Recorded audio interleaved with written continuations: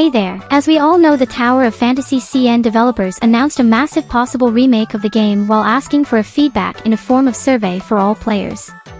Here are some possible clues left behind by the developers.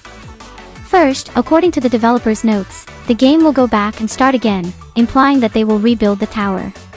This corresponds to the game's lore. Towards the time Tower of Fantasy was made, this now implies that after Domain 9 we might go back in time in Asperia right before the Tower of Fantasy was built.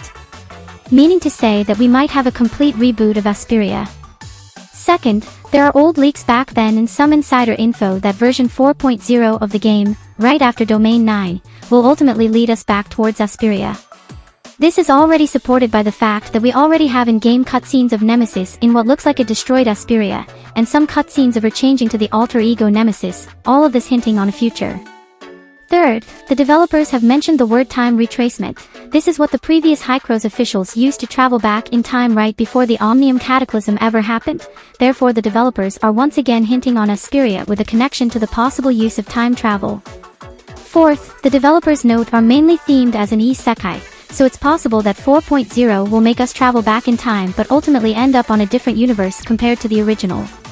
This is maybe why we see a premonition of alter ego Nemesis destroying Asperia instead of the original timeline where we had saved her.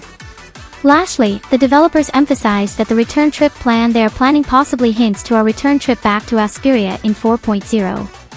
TLDR summary, the developers might improve and add new systems to the game right as version 4.0 hits. This is in line with the reboot that they plan to do in Asperia.